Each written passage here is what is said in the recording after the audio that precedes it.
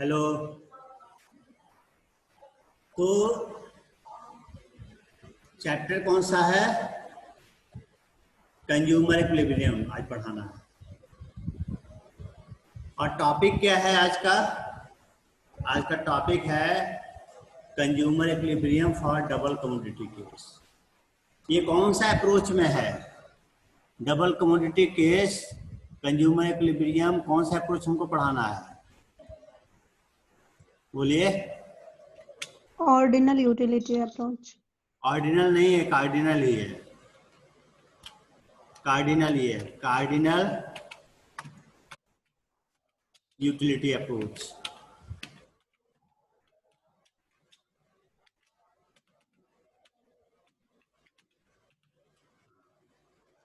Cardinal utility approach में ही दो तरीके के केस थे, एक तो सिंगल कमोडिटी केस था और एक डबल कमोडिटी केस। तब हमको डबल कमोडिटी का केस हमको पढ़ाना है और पढ़ना है, समझना है। ठीक। तो जैसे कि हमने सिंगल कमोडिटी केस का पढ़े थे कि उसमें भी कंज्यूमर इक्विलिब्रियम का पहले डिफिनेशन होता है, फिर कंडीशन होता है, कंडीशंस के बाद शेड्यूल होता है और शेड्यूल के बाद आपका एक्सप्लेनेशन होता है। तो वैसे इसमें भी आपका 4 पॉइंट होंगे। सबसे पहले डिफिनेशन होगा, दूसरे नंबर पे आपका कंडीशन होगा, तीसरे नंबर पे आपका शेड्यूल होगा, चौथे नंबर पे एक्सप्लेनेशन होगा। तो सबसे पहले हम डेफिनेशन जाते हैं।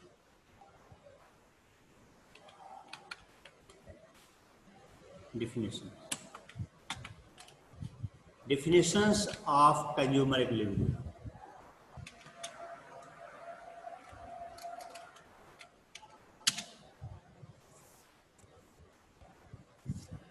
तो डिफिनेशन बताने से पहले मैं आपको एक चीज बताना चाह रहा हूं कि द लॉ ऑफ डीएमयू जो है वो केवल सिंगल कमोडिटी केस में अप्लाई होता है, डबल कमोडिटी केस में अप्लाई नहीं होता।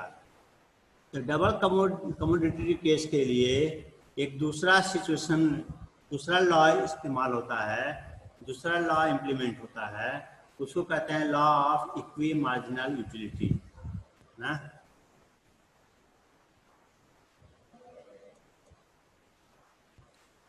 Law of equi marginal utility. तो हम consumer equilibrium in double commodity case, law of equi marginal utility जो है उसी चीज को हम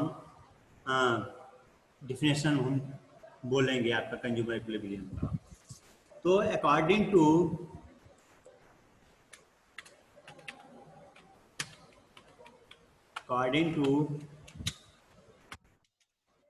लॉ ऑफ इक्वी मार्जिनल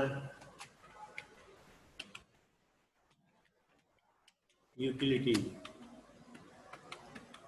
क्या बताया? लॉ ऑफ डीएमयू पढ़े थे ना, वो सिंगल कमोडिटी केस के लिए था, और डबल के लिए क्या है? Law of equi marginal utility. तो इसके हिसाब से कंज्यूमर इक्विलिब्रियम क्या होगा? A consumer gets maximum satisfaction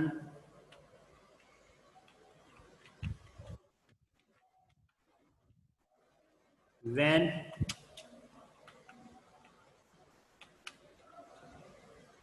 ratios of mu of two commodity, ratio of mu of two commodities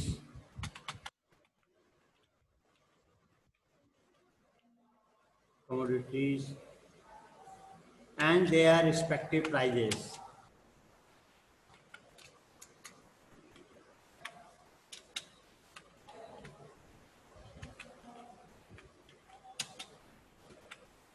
prices are equal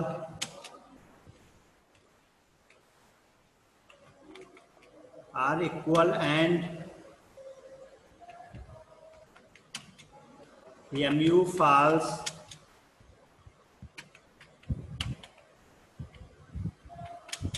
and consumption increases.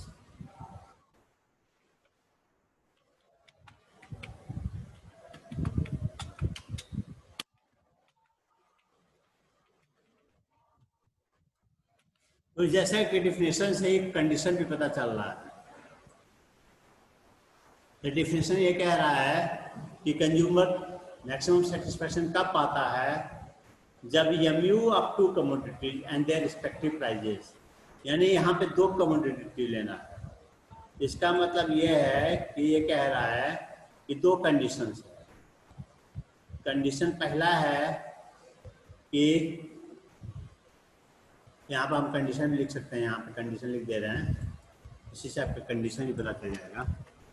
Conditions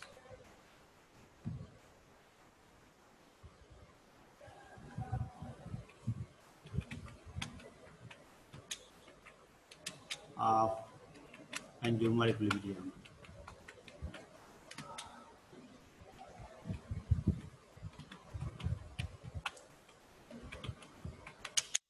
in two commodity case।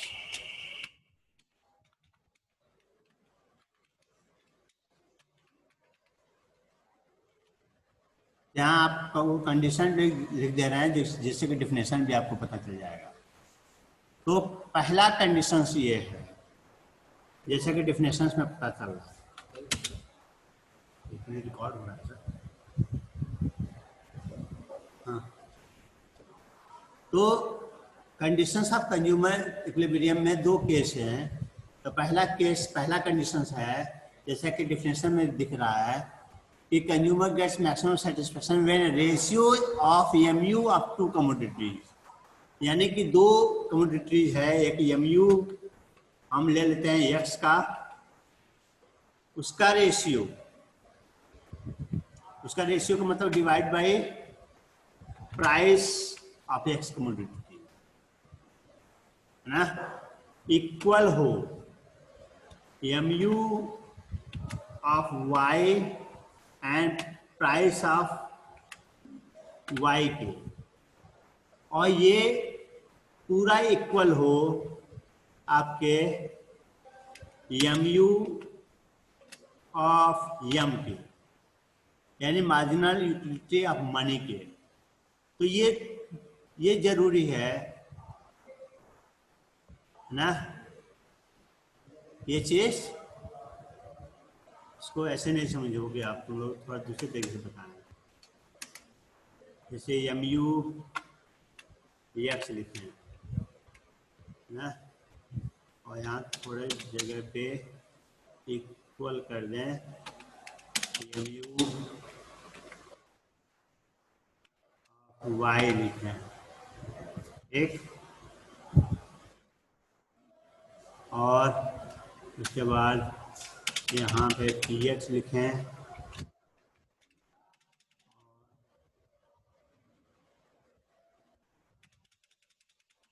यहाँ पे py लिखें,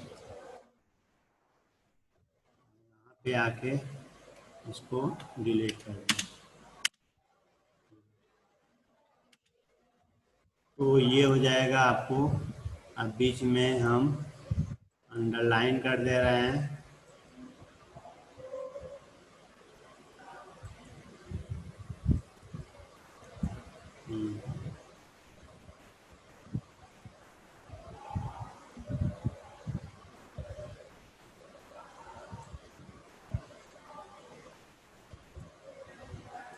अब बीच में equal लगा दे रहे हैं।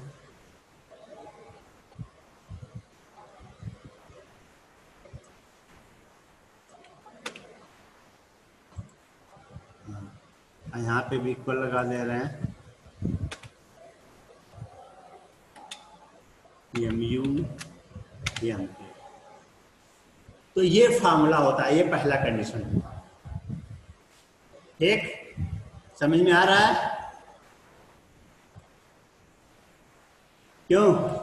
ये पहला कंडीशन है कि MU ratio MU X upon P X equal to MU Y upon P Y equal to MU M होना चाहिए। मार्जिनल MU M का मतलब है marginal utility of money, MU Y का मतलब है marginal utility of Y commodity, P Y का मतलब है price of Y commodity, MU X का मतलब है marginal utility of X commodity, P X का मतलब है प्राइस ऑफ एक्स कमोडिटी। दूसरा कंडीशंस है, दो कंडीशंस थे। दूसरा कंडीशंस है जो उसमें भी यही कंडीशंस था, MU फॉल्स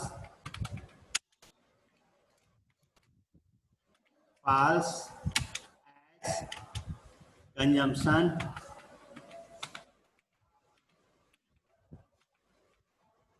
इंक्रीजेस।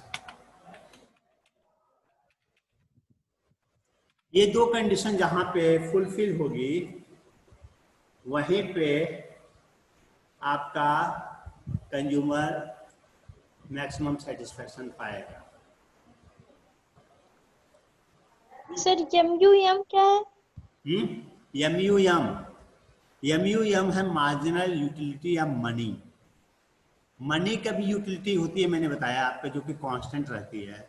हर एक रुपया जो खर्च करता है तो उस पर जो हर एक रुपया जो है, जैसे मान लीजिए हम रुपया पा रहे हैं, तो हर एक रुपया पाए तो उस पर जो यूटिलिटी मिल रही है, जो हमको संतुष्टि मिल रही है एक रुपया पे, कि हमको दूसरा रुपया जो मिला वो सेकंड वाला एक रुपया जो मिला उस पर भी हमको यूटिलिटी जो मिल रही है वो दोनों बराबर ही है। तो हमें मार्जिनल यूटिलिटी ऑफ मनी का मतलब कि जो हम पैसा हम खर्च रखे हैं उसको हम खर्च करेंगे तो हमारा तो संतुष्टि हमारा कुछ होगा ना। तो जो हम पैसा खर्च कर रहे हैं उतने रुपए का सामान भी मिले तब तो हमको मैक्सिमम सेटिस्फैक्शन होगा। अगर उतने रुपए का सामान नहीं मिला, 12th फलाम ले लिए, रिकॉर्डिंग कर लिए, एक बिजनेस करती हैं, हमारे 13 बच्चे थे। ठीक, बोलिए सर, थोड़ा सा। हाँ, तो यही कहने का मतलब कि जो हम मार्जिनल यूटिलिटी ऑफ मनी है वो एक्स कमोडिटी के यूटिलिटी के बराबर हो और वाई कमोडिटी के यूटिलिटी के बराबर हो, तभी जाके हमारा कंज्यूमर इक्विलिब्रियम होगा, कंज्यूमर मैक्सिमम सेटिस्फैक्शन मिलेगा। ये ऐसे आपको समझ में नहीं आएगा, लेकिन जब शेड्यूल बना देंगे, शेड्यूल बना के आपको समझाएंगे तो ज़्यादा अच्छे से समझ में आ जाएगा। अभी शेड्यूल पे जाते हैं सीधे। शेड्यूल क्या है देखिए, तो डिफिनेशन हो गया, कंडीशंस हो गया, तीसरे नंबर पे क्या है, शेड्यूल है। तो कंज्यूमर इक्विलिब्रियम हमको समझने के लिए 3-4 चीज चाहिए।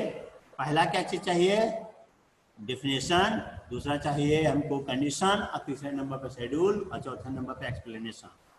अब शेड्यूल हम समझ रहे हैं, इसको भी हम बना लेते हैं डायग्राम क्या करते हैं इसको, शेड्यूल, तो उसको बॉक्स बना लेते हैं।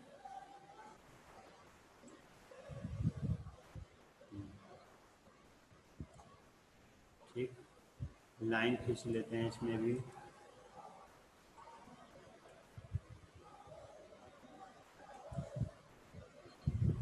यूनिट्स,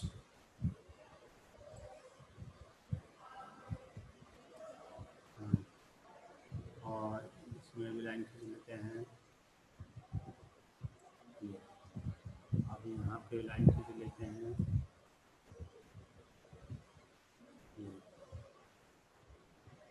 अब इसमें लिख लेते हैं या यूनिट्स मतलब कंजम्पशन ऑफ यूनिट्स। यहाँ लिख देते हैं MU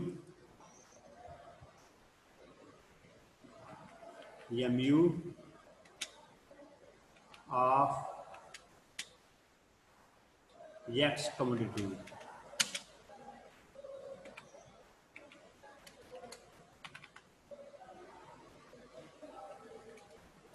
गुड्स लिख देते हैं कमोडिटी के बजाय, एक ही चीज हुआ ना। यूटिल्स में होगा ये भी।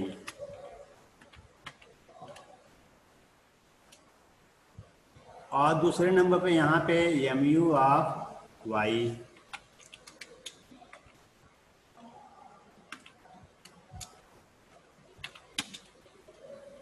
Y goods,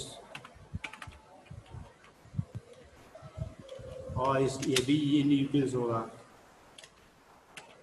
utils. तो हम जानते हैं कि यूटिल्स में कंपैरिजन नहीं किया जा सकता है, उसको हमें किस में बदलना पड़ता है, मनी में बदलना पड़ता है। तो मनी में बदलने के लिए क्या करते हैं, प्राइस, यहाँ पे क्या करेंगे मनी में बदलने के लिए, मनी में बदलने के लिए हम जब सिंगल कमोडिटी केस बताए थे तो उसमें मनी ऑफ 1 रुपीज से मैंने डिवाइड किया था, है ना। तो मनी ऑफ 1 रुपीज से डिवाइड किया, यहाँ पे आपको मनी ऑफ 1 रुपीज से डिवाइड नहीं होगा, यहाँ पे प्राइस डिवाइड होगा, क्योंकि इसका डिफिनेशन अलग है उससे। यहाँ पे रेशियो बोला जा रहा है, वहाँ पे रेशियो नहीं बोला जा रहा था, यहाँ पे रेशियो बोला जा रहा है। तो यहाँ पे आप अलग है थोड़ा कंसेप्ट, उससे ये ध्यान रखिए। तो आपके यहाँ पे यूनिट्स कितने हैं, मान लीजिए एक 1 यूनिट्स है, 2 यूनिट्स है, 3 यूनिट्स है, 4 यूनिट्स है और 5 यूनिट्स है, ठीक।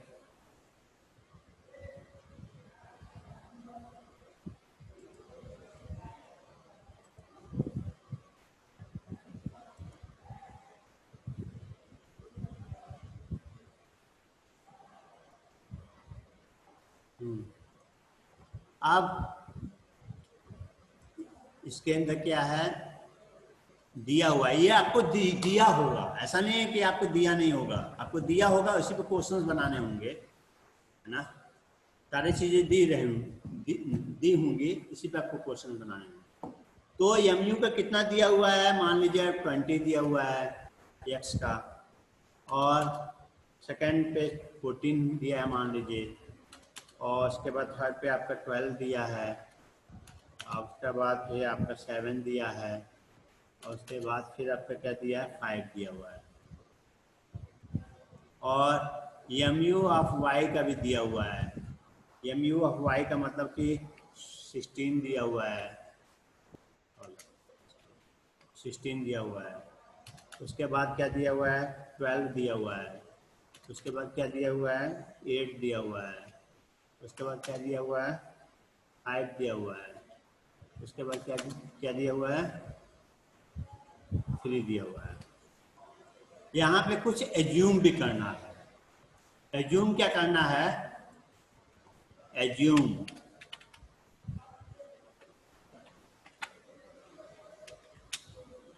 that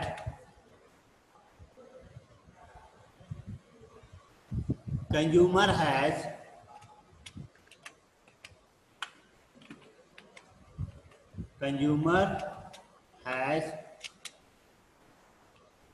rupees 5 income. कंज्यूमर की इनकम 5 है, यानी कंज्यूमर 5 रुपया ही लिया है, 5 रुपया लेकर ही बाजार जा रहा है। कंज्यूमर इनकम 5 रुपीज है, ये एज्यूम कर लेना है, ठीक। एंड एक चीज और एज्यूम करना है, and price of X and Y goods both 1 rupee each है, ये भी एज्यूम कर लेना है। Price of X and Y goods are ₹1 each, ये 2 चीज एज्यूम कर लेना है आपको, ठीक। ये 2 चीज एज्यूम कर लेना है। इनकम क्या एज्यूम कर लिए, 5 रुपया, और दोनों गुड्स का प्राइस 1-1 रुपया एज्यूम कर लिए। तो आप सोचिए कि जब 1 रुपया प्राइस है तो डिवाइड करेंगे, रेशियो निकालेंगे, 20/1 तो 20 ही होगा, 40/1 14 ही होगा, 12/1 12 ही होगा, 7/1 7 ही होगा, 5/1 5 ही होगा। उसी तरीके से ये भी है, 16/1 16 ही होगा, 12/1 12 ही होगा, 8/1 8 ही होगा, 5/1 5 ही होगा और 3/1 3 ही होगा। यहाँ आप चाहो तो निकाल सकते हो और चाहो तो रहने दो ऐसे, ठीक। तो अब 5 रुपया है कंज्यूमर के पास, तो समझ लीजिए 5 रुपया किस पे खर्च करेगा। तो सबसे पहले हम टिक लगाने वाला काम करते हैं, टिक लगाने का काम। यहाँ टिक लगा देते हैं, किस पे खर्च करेगा। तो पहले 5 रुपए में 1 रुपया जो है, 5 रुपए में 1 रुपया करके 5 रुपये होते हैं। तो पहले 5 रुपए का 1 रुपया किस पे खर्च करेगा, क्योंकि प्राइस ऑफ कमोडिटी 1 ही रुपया है ना, एक कमोडिटी 1 रुपया का ही मिल रहा है। तो 1 यूनिट जो है 1 यूनिट, ये अब इसको इधर मत देखिए, केवल MU ऑफ X देखिए, MU ऑफ Y देखिए।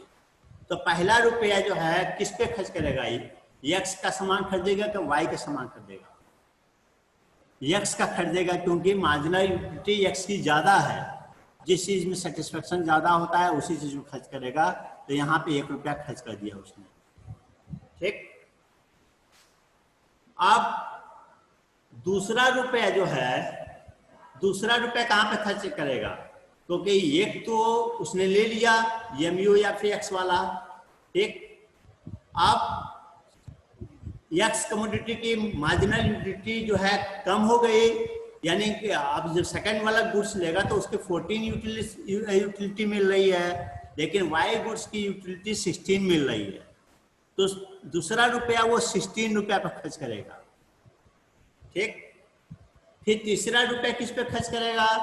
तीसरा रुपया समझ लीजिए X पे 14 यूनिट्स की यूटिलिटी मिल रही है, Y में 12 यूनिट्स की यूटिलिटी मिल रही है, तो तीसरा रुपया 14 पे खर्च करेगा, है ना। तो आप देखिए कि 2 यूनिट्स हो गए, X गुड्स 2 ले लिया, X को मान लो सेब और MU को मान लो संतरा, तो 2 सेब ले लिया, 1 संतरा ले लिया। अब तीसरा रुपया किस पे खर्च करेगा? तीसरा रुपया में जो सेब पे X पे भी 12 यूनिट्स की यूटिलिटी मिल रही है और Y पे भी 12 की ही मिल रही है, तो 3 रुपये तक खर्च हो गए। चौथा रुपया किस पे खर्च करेगा? चौथा आपका जो कि X पे भी 12 ही मिल रहा है और Y पे भी 12 ही मिल रहा है, तो डेफिनेटली जो है जब ये 14 खर्च किया है, तीसरा रुपया जहाँ पे खर्च किया है और चौथे रुपये पे जब दोनों बराबर मिल रहा है तो तीसरा और चौथा उसी पे खर्च होगा, यानी 12 रुपये पे ही खर्च, 12 यूनिट्स पे ही खर्च होगा चौथा रुपया। पांचवा रुपया किस पे खर्च होगा? पांचवा रुपया खर्च होगा, आप ये देखिए X की 7 यूनिट्स की यूटिलिटी मिल रही है और Y की 12 ही मिल रही है, तो 12 पे ही खर्च करेगा, ठीक। तो अब हमें एक कंडीशन देखना है, पहला वाला कंडीशन के हिसाब से ये MU X/PS और MU Y/PY कहाँ बराबर हो रहे हैं।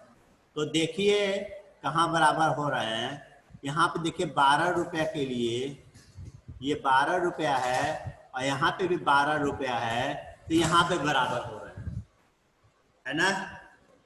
तो कंज्यूमर इक्विलिब्रियम कहाँ पे होगा? यहाँ पे मैं लिख दे रहा हूँ, कंज्यूमर इक्विलिब्रियम कहाँ पे होगा? Consumer will get maximum satisfaction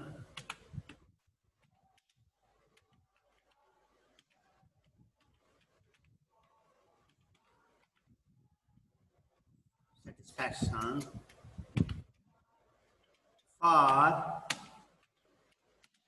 देखिए X गुड्स कितना खरीदा है? 3 खरीदा है, 20 14 12 वाला, यानी कि X गुड्स के लिए 3 यूनिट्स का सेटिस्फेक्शन मिलेगा, 3 units for X commodity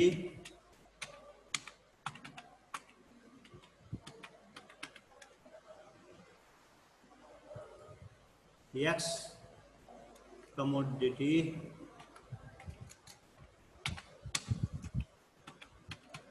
and Y goods के लिए कितना मिलेगा? 2 गुड्स खरीदा है, 16 वाला और 12 वाला, यानी 2 गुड्स खरीदा है, तो 2 यूनिट्स ऑफ वाई कमोडिटी।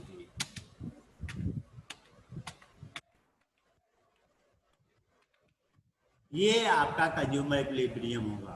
ऐसी को एक्सप्लेनेशन में लिख देना है, एक्सप्लेनेशन में।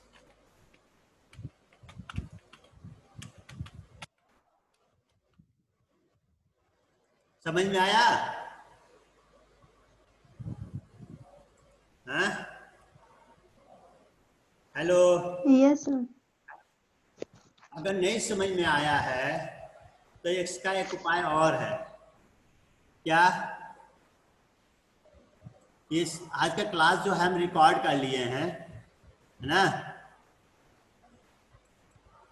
और ये आप मेरे YouTube चैनल पे DPS इको खोल के आज का क्लास आप बार बार 2 बार 3 बार 4 बार देख लीजिएगा, तो शायद आपको ये चीज़ अच्छे से समझ में आ जाए।